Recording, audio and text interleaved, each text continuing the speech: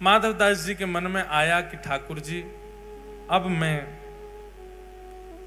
आपके तो दर्शन करता हूं, आपके पास तो नित्य आता हूं, मेरी इच्छा है कि मैं एक बार वृंदावन दर्शन करके आऊं।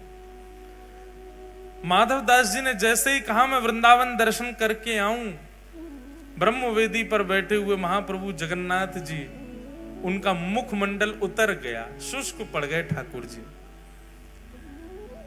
महाप्रभु जी बोले, कहा भयो जय जय, ऐसे काय को है गए आप?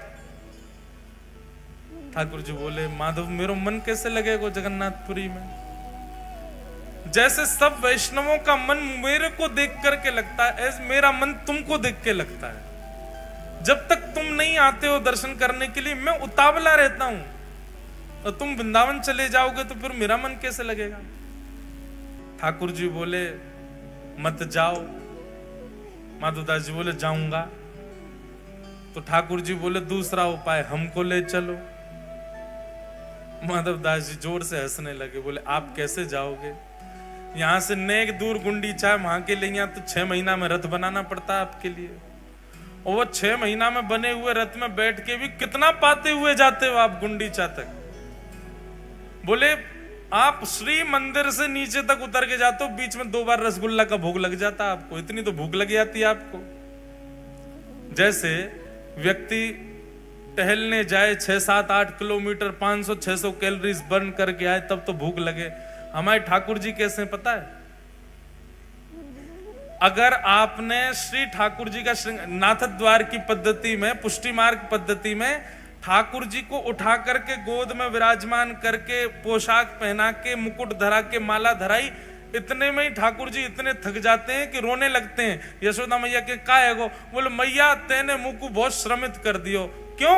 और तेने नभाते समय जोड़ते हाथ मीड़ दिए, तेने मुंह को गोद में उठा के यहां ते वहां कर दियो, तेने मेरी धोती बदल के दूसरी पहना दी, इतने मैया मैं तो थक गयो, हार गयो। तो यशोदा मैया श्रम भोग लेके आती है ठाकुर जी। कौन सा भोग? ये श्रम भोग आता है। बताओ, इतने में तो श्रमित हो जाते हैं, ये थक गए बेचारे, अब खवाओ इनको कछु। बोले, आप ये श्री मंदिर से गुंडीचा अगर कोई व्यक्ति पैदल भी जाए तो 20-25 मिनट लगेगा उसको पहुंचना, इतना ही लगता है। जगन्नाथ महाप्रभु को गुंडीचा जाने में बीच में 6 बार, 7 बार, 10 बार भोग लगता है, इतना पा लेते हैं। बोले, यहां तक तो आप 10 बार पाते हो, वृंदावन तक तो आप पूरे भारत का अन्न पालोगे। जय जय, यहीं विराजो, हम होके आते। और माधवदास जी ज्यों ज्यों जगन्नाथपुरी से जा रहे हैं, त्यों त्यों ठाकुर जी के नेत्र सजल। मैंने 2 कथाएं ऐसी सुनी हैं जिसमें 2 स्थिति अलग अलग दिखाई देती हैं। एक तो है श्री चतुर्भुज दास जी की, जब चतुर्भुज दास जी गिरिराज जी से दूर जा रहे हैं और ज्यों ज्यों पग बढ़ा रहे हैं, त्यों त्यों उनकी स्थिति दयनीय होती जा रही है। और एक स्थिति है माधवदास की, माधवदास जी ज्यों ज्यों जगन्नाथपुरी से दूर जा रहे हैं, वहां ठाकुर जी व्याकुल होते जा रहे हैं। तो श्री माधवदास जी से जगन्नाथ जी का ऐसा प्रेम कि जगन्नाथ जी बोले, मोए ले चल वृंदावन, मैं मंदिर छोड़ने को तैयार हूं, पर तो तेरे बिना ना रहूंगा। ऐसे श्री माधवदास जी वृंदावन को निकल गए, ठाकुर जी को छोड़े आए। माधवदास जी का स्वरूप था 6-7 दिन तक भूख सह लेते थे, लेकिन अभी जगन्नाथपुरी से निकले चंद घंटे ही हुए कि माधवदास जी को इतनी जोर की भूख लगी, इतनी जोर की भूख लगी कि महाराज या तो फल मिल जाए, नहीं तो पेड़ ही खा जाएंगे, इतनी भूख लगने लगी। माधवदास जी बोले, ऐसी व्याकुलता भूख की तो मुझे कभी नहीं हुई जैसी आज हो रही है। तभी एक नगर दिखा, दौड़ करके माधवदास जी उस नगर में गए, किसी का गेट खटखटाया, मैया, वृद्ध मैया ने बोला, मैया तेरे घर में जो बना हो, बासा कूसा, मुझे भोजन करा, बहुत भूख लगी। अरे बैठो बाबा, थाली लगाई, पाने लगे माधवदास। मैया सामने बैठ गई आके, बोले, बाबा बड़े निर्दयी हो। बोले, क्यों, ऐसे क्यों कह रही है? अकेले पा रहे हो, बगल में सांवला सा बालक बैठा है, इसको क्यों नहीं पे, बेचारा ऐसे टुकुर टुकुर तुम्हारी थाली की ओर दिख रहा है, इसको क्यों नहीं खिलाते हो? माधवदास जी बोले, मेरे संग तो कोई भी नहीं है मैया, मैं अकेला हूं। बोले अरे इतना सुंदर सा प्यारा सा घुंघराले केश हैं, कटाक्ष नेत्र हैं, श्याम वर्ण का। मैं तो ये सोच रही हूं पता नहीं कौन सी मैया ने अपना बालक बाबा जी को दे दिया है। तुम बाबा कहीं हरण करके तो नहीं ले जा रहे इस बालक का? माधवदास जी बोले बालक? तभी समझ आया, इतनी जल्दी इतनी तीव्र भूख लगना, बगल में बालक का अदृश्य होना, मुझे ना दिखना, सामने वाली को दिखना, श्याम वर्ण का होना। बोलो हो तो चले आए हो संग में हमारे। श्री जगन्नाथ जी संग ही जा रहे हैं श्री माधवदास जी के। अंतस्थ में बैठ के, हृदय में बैठ करके महाप्रभु श्री जगन्नाथ जी वृंदावन जा रहे हैं। जिन माधवदास जी को 1 महीना में वृंदावन पहुंच जाना था, उनको वृंदावन पहुंचने में 6 महीना लगे। क्यों? 10 कदम चलती भूख लगे आती है। तो माधवदास जी अपने पेट को जय जय नेक सहलो, नेक सहलो। अब तो ठाकुर जी को बस इतना कहते, इतनी दूरी पर गांव है, बस वहां तक मुझे चलने देना, वहां पहुंचते ही भोजन कराऊंगा। क्योंकि एक भूख तो माधवदास जी की, दूसरी भूख हृदय में बैठे जगन्नाथ जी की। माधवदास जी रात में पौड़े पौड़े कभी किसी नगर में, जय जय एक बात बताओ, आपको इतनी भूख लगती क्यों है? इतना पाते क्यों आप? ठाकुर जी बोले अरे तू नहीं जानता, क्या नाम है मेरा? जगन्नाथ, जग का नाथ। पूरा विश्व मेरे गर्भ में विद्यमान है। मैं नहीं पाऊंगा तो फिर सब भूखे रह जाएंगे, या हमारे मुंह पानो ही पड़े तभी सबन को भोग लगे। वास्तव में श्री जगन्नाथ जी प्रसाद भोग आरोगते हैं, इसीलिए हम सब तृप्त रहते हैं। कई लोग कहते हैं ठाकुर जी को 56 भोग लगाने की क्या आवश्यकता है, ठाकुर जी का बंगला बनवाने की क्या आवश्यकता, लाखों करोड़ों रुपए लोग फूंक देते हैं ठाकुर जी के उत्सव में, क्या जरूरत है भगवान को भोग लगाने की? भैया ठाकुर जी को जब आप 56 भोग आरोग आते हो ना, उस समय आप विश्व मंगल कार्य कर रहे हो। आपके एक बार के 56 भोग की सेवा करने से ना जाने कितने भूखों का उस दिन पेट भरेगा। क्यों? ठाकुर जी ने आपकी तरफ से पाया। ठाकुर जी के गर्भ में पूरा विश्व है और सब पा लेते हैं। सब देवी देवताओं को लग जाता है, सब मानवों को पेट में कुछ ना कुछ पहुंच जाता है, क्योंकि ठाकुर जी आरोग रहे। वृंदावन बिहारी लाल का जब आप बंगला बनवाते हो तो ठाकुर जी को शीतलता मिले उसके लिए करते हैं। ठाकुर जी के अंग में संपूर्ण ब्रह्मांड है, ठाकुर जी शीतल होते हैं तो सब शीतल हो जाते हैं। इस भाव से ठाकुर जी की सेवा की जाती है। वृंदावन जैसे ही पहुंचे माधवदास जी ने चना खरीद लिए थे एक जगह से, खूब सारे, वो ही खा लेते थे जब भूख लगती थी। वृंदावन जाकर के यमुना तट पर स्नान आदि करके आपने चना आरोग लिए, और चना पाव के जैसे ही बिहारी जी के दर्शन करने निधिवन राज में गए, बिहारी जी उस समय प्रकट हुए ही हुए थे। इतने में ही कपाट लगे थे बिहारी जी के भीतर से स्वामी हरदास जी आए और दर्शनार्थियों में बोले हाँ भैया तुम में माधवदास कौन है? माधवदास जी बोले इनको मेरा नाम कैसे पता? बोले मैं हूं जय। बोले इधर आओ। जैसे ही आए बोले तुमको जरा भी होश नहीं है, हैं? हमारे बिहारी जी का पूरा मुंह छील दिया तुमने।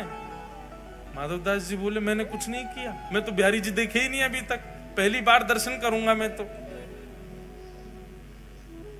स्वामी जी हाथ पकड़ करके भीतर ले गए गर्भगृह में, और भीतर ले जाकर बिहारी जी खड़े हैं सामने।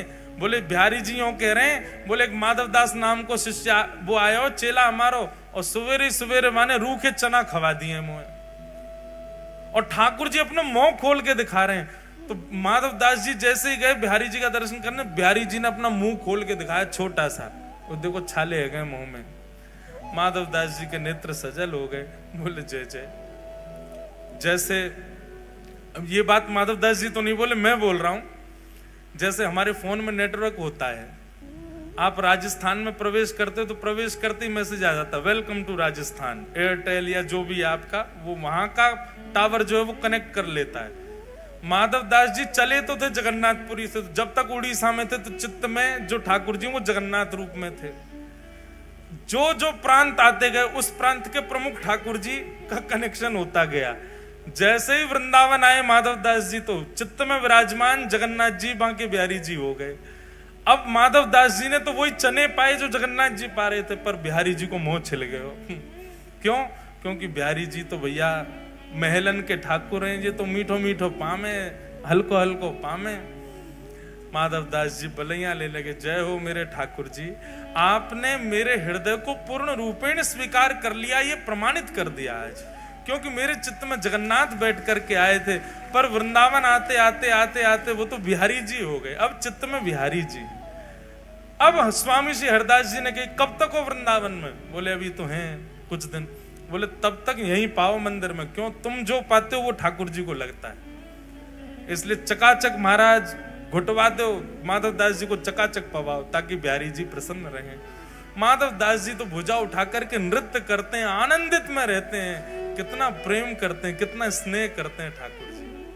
माधवदास जी पर अनुग्रह, ठाकुर जी ने ऐसा अनुग्रह किसी पे नहीं किया जैसा माधवदास जी पे किया। अब तो माधवदास जहां जाते हैं ठाकुर जी संगे ही जाते हैं, श्री जगन्नाथ जी उनके संगे ही निकल पड़ते हैं। ऐसे ही एक बड़े प्रसिद्ध भक्त हैं जिनका नाम लगभग सबको पता है, सदन कसाई। क्या नाम है? महाप्रभु जगन्नाथ जी की अनंत कृपा इन्होंने प्राप्त की। मैंने पहले ही कथा में कहा है बंधुओं की भक्ति दो लोगों के हृदय में प्रकट होती है, बहुत ध्यान से सुनिएगा। या तो उस भक्त के चित्त में भक्ति का प्रादुर्भाव होता है जिसके चित्त में पूर्व से ही संस्कार विद्यमान है, पूर्व जन्म से ही संस्कारी है।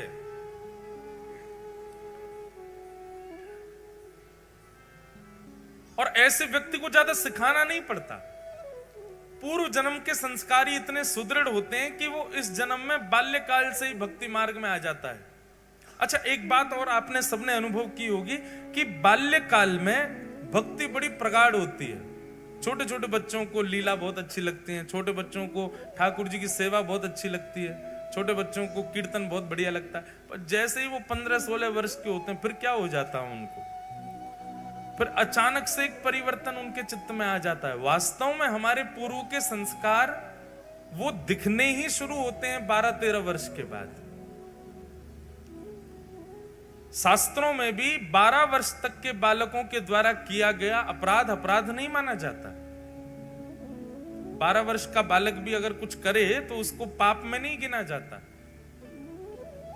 तो हमारे संस्कार जो पूर्व जन्म के हैं वो प्रकट होने ही प्रारंभ उसके बाद में होते हैं। इसलिए अचानक से परिवर्तन दिखता है कि बालक अचानक से फिर बिल्कुल विमुख हो जाता है ठाकुर जी के।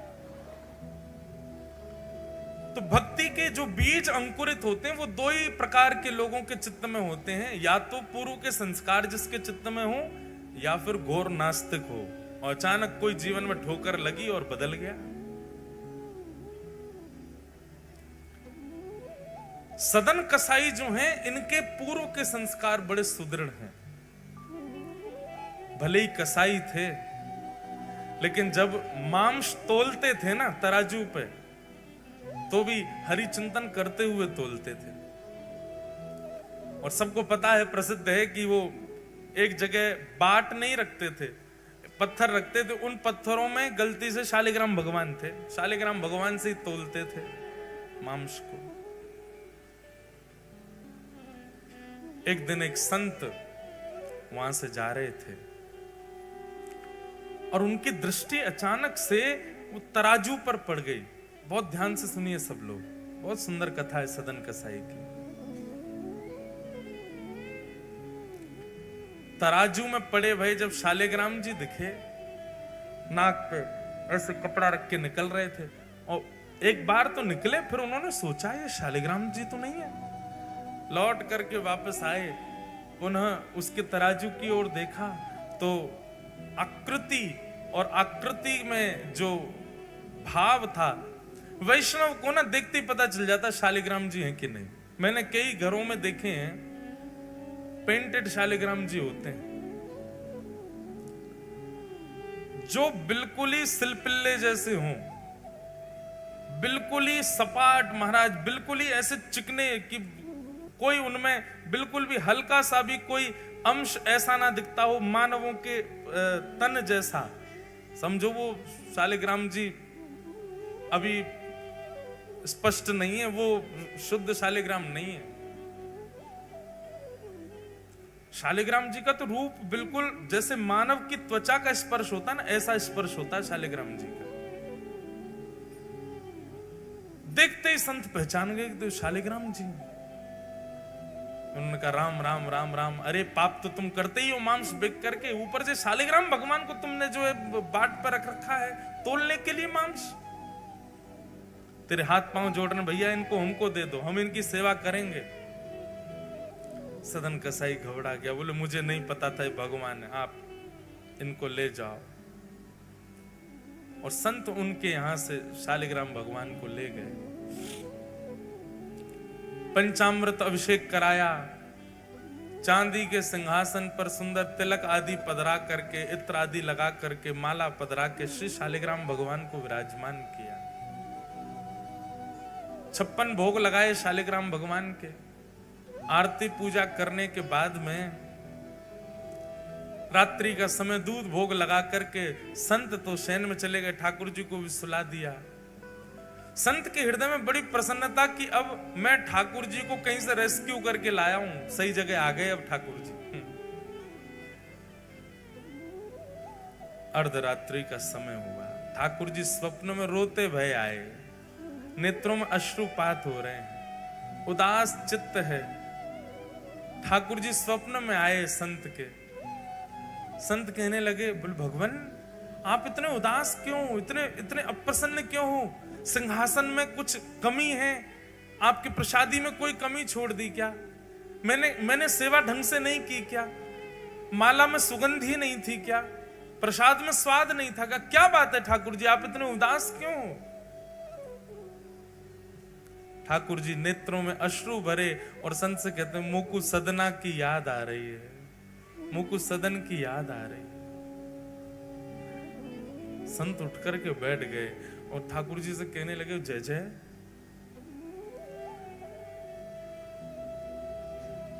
उस कसाई की याद आ रही है आपको? वो मांस विक्रय करता है और मांस का तोलना आपसे करता है। भाई तुला दान अन्न का सुना है, तुला दान हमने व्यंजनों का सुना है, तुला दान सुंदर सुंदर वस्तुओं का होता है, रत्नों का होता है। वो मांस का तुला दान करता है आपसे और आपको उसी की याद आ रही है। क्या अच्छा लगता है आपको सदन के यहां? आपको दुर्गंध नहीं आती? मांस विक्रय करता है वो।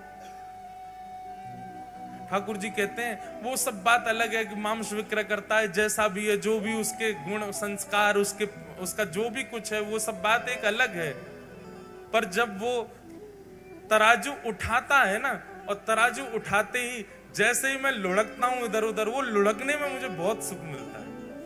उसके तराजू में लुढ़कने में जो सुख है ना, वो सुख तो ब्रह्मांड में नहीं है, वो सुख तो वैकुंठ में भी नहीं है। मुझे उसके तराजू में लुढ़कने में बहुत सुख मिलता है। और मैं जब लुढ़कता हूं तो वो मुझे देख करके जब प्रसन्न होता है ना, तो मुझे बहुत खुशी होती है। तो मुझे तुम वापस वहीं छोड़े आओ, मुझे उसी के पास रहना है।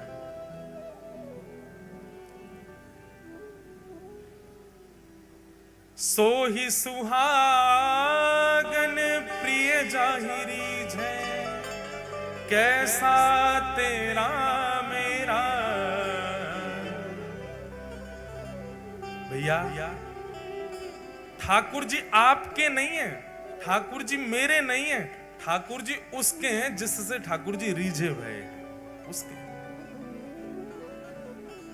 ये बात सत्य है। मैं खूब कहता हूं कथाओं में कि आपके घर में सेवा विराज रही है, आप अपने ठाकुर जी को खूब भाव से सजाते हो, और दर्शनार्थी घर में कोई आते ठाकुर जी को देख करके प्रसन्न होकर के कहे, आपके ठाकुर जी बड़े सुंदर हैं, आपकी सेवा बहुत सुंदर है। तो बस ये समझ जाइए कि आपके लाल जी आपसे बड़े प्रसन्न हैं, आपसे बड़े खुश रहे मैं ठाकुर जी। क्योंकि उनकी प्रसन्नता नहीं होगी तो आप वस्त्र भी धारण नहीं करा पाओगे ठाकुर जी। वो प्रसन्न हैं, इसलिए नित्य तैयार होते हैं। हम सेवा के लिए आपको बहुत स्पष्ट रूप से कह दें, कईयों के यहां सेवा का दर्शन करके मन बहुत उदास भी हो जाता है। ना तो वो पोशाक ढंग से डरा पाते, ना वो ठाकुर जी को निलामे धुलामे, ना महाराज कार्य पड़ गए, ठाकुर जी के मैल जम गो पूरे शरीर में, ऐसे ठाकुर जी को देख के फिर मन होता तो है कि कुछ कह दें, भैया इनको करो ढंग से, पर फिर मन में एक बात आती है कि भाई जे सेवा कर रहे हो ठाकुर जी करवा रहे, हम क्यों बीच की भुआ बने। ठाकुर जी को यहाँ नावे को मन ही नहीं करते होगो। ठाकुर जी कहते होंगे नहावे के काज दुनिया पड़ी है, सब नहा ही रहे, मैं यहाँ ना नहा रहा हूं। कभी कभी ऐसा, क्योंकि एक बार जगन्नाथपुरी की लीला है। श्री जगन्नाथ जी में उड़िया भक्तों की सेवा तो आज भी देख लो आप जाकर के, तो महाराज यूं कहोगे जय हो, ये तो धन्य है। हमारे साथ 2-3 बालक जगन्नाथपुरी के रहते हैं, वो तो बताते हैं, वो तो उड़िया भाषा में भी बताते हैं कि जब जगन्नाथ जी को लेकर के रथ की ओर जाते हैं, पहुंडी यात्रा जो ठाकुर जी की सिड्डी से कूद कूद के आते हैं, ठाकुर जी इतने भारी हैं कई बार खिंचे नहीं हैं, तो सारे पंडा पुजारी खड़े है करके ठाकुर जी को गारी दें, फिर खाए खाए के भात है गयो मोटो, उठ नहीं रहो अब हमसे। अब वो उड़िया में देते हैं अपनी में, तो ठाकुर जी को ने गारी दी जाए, फिर कहीं अब की खींच रहे नहीं तो धक्का दे देंगे यहीं पे, सो ठाकुर जी उछलने लगते हैं, कूद कूद के फिर आते हैं। खूब आनंद होता है। सब हमारे ब्रज में खूब गारी दें ठाकुर जी को, ब्रजवासी दे सके, हिसार वारे जाके गारी मत दिया ही हो ठाकुर जी है। महाराज यमराज आ जाएगा भैंसा बैठ के, तेने ठाकुर जी गारी दी। ब्रजवासी की बात अलग है, ठाकुर जी खेले उनके संग। कई बार कई पद भी होते हैं तो वो मैं गाता हूं, तो मैं सबसे कहता हूं मैं भैया मैं मेरे सामने गाय ली हूं, ब्रजवासी की उपस्थिति में गाय ली हूं, अनुपस्थिति ब्रजवासी की हो तो मत गई हूं। सबको अधिकार नहीं, तो स्थान तीर्थ के लोगों को अधिकार अधिक मिल जाता है ठाकुर जी के सामीप्य का। तो पंडा पुजारियों की सेवा महाराज आनंद की सेवा है वहां तो जगन्नाथपुरी में।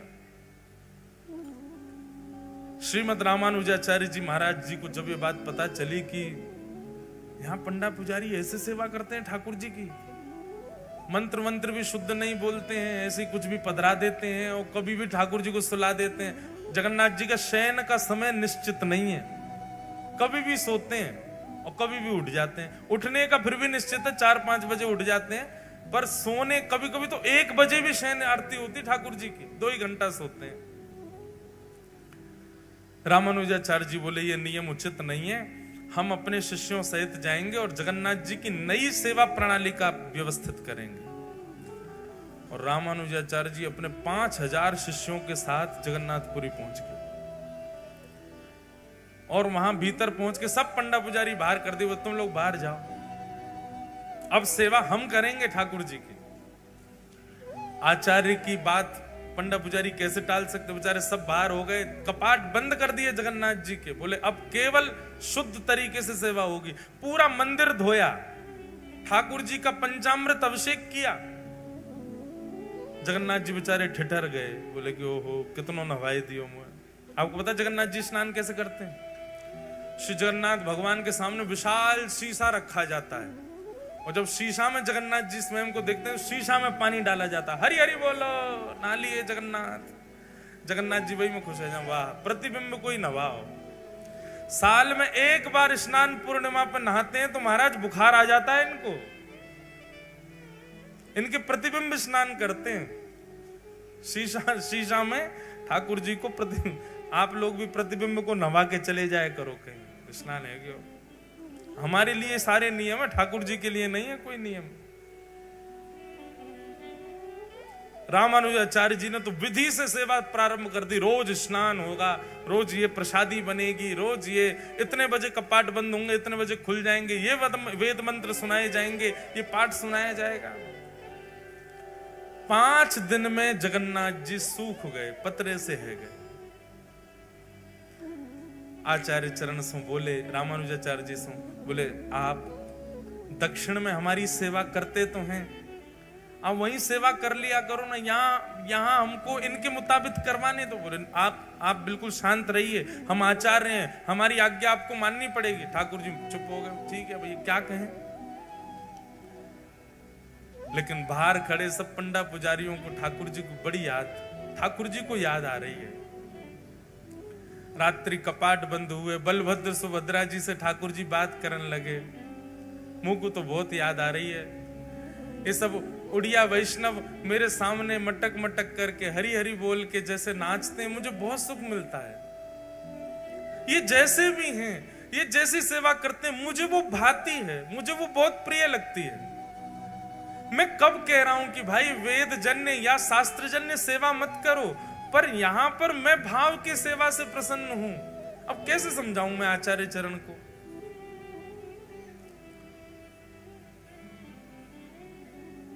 अच्छा, ठाकुर जी ज्यादा इसलिए भी नहीं बोल पा रहे कि बलराम जी जो हैं यही तो रामानुजाचार्य हैं,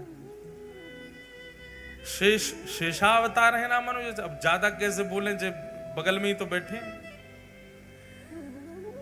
तब अर्धरात्रि का समय, सब सो रहे थे। ठाकुर जी ने गरुण जी को बुलाया, द्वार पर बैठे, इधर आओ जी, जय जय आज्ञा।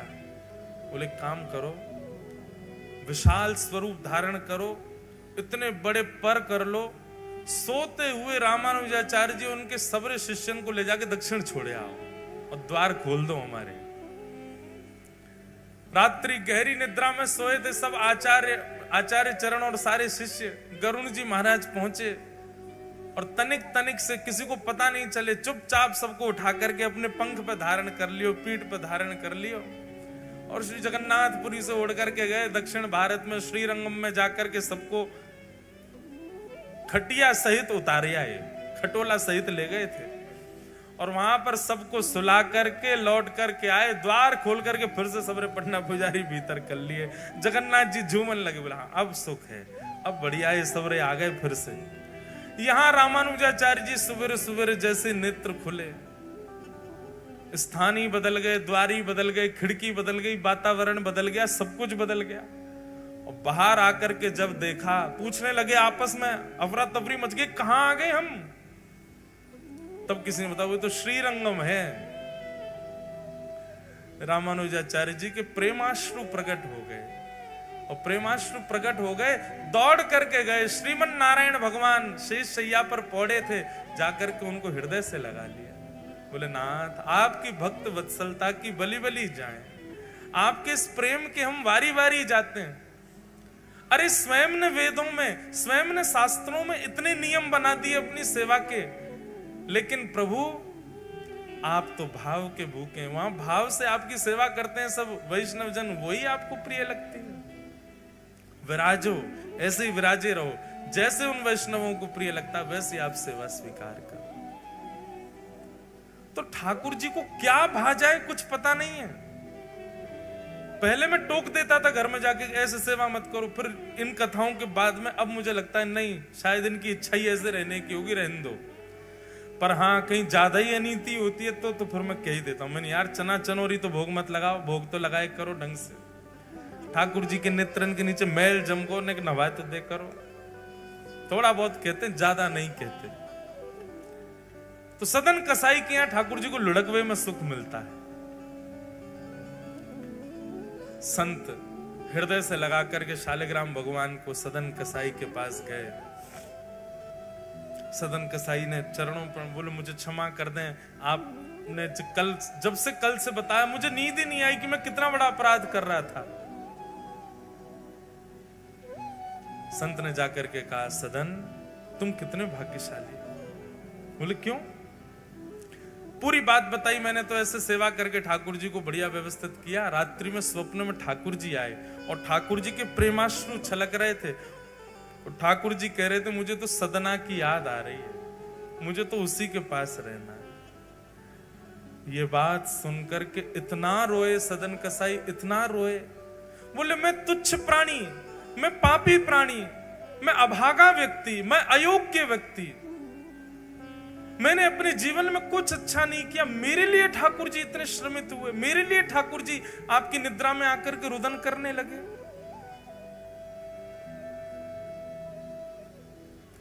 सदन कसाई ने उसी क्षण अपनी दुकान आदि तो सब बंद कर दी, बेग बाग दी, सारा काम छोड़ दिया। बोले कि अब शेष जीवन जिस प्रकार ठाकुर जी मेरे लिए विरह आतुर हुए, अब मैं ठाकुर जी के लिए विरह आतुर हूंगा। ठाकुर जी को मेरे लिए विरह सहना पड़ा और विरह में अपना जीवन व्यतीत करने लगे सदन कसाई। कथाएं सुनते, नित्य श्रवण करते, कहाँ है नाथ, कैसे हैं नाथ, बस उसी विरह में रहते हैं।